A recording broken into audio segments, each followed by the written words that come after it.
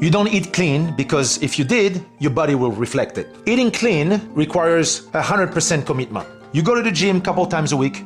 Let's talk on a day basis. You go to the gym for 1 hour a day. You have 23 hours left in the day where it all comes down to what you're gonna put in your mouth, right? So don't tell me you eat clean and it doesn't work. You don't eat clean, right? Eating clean is having a balance of protein, carbs, and fat, right?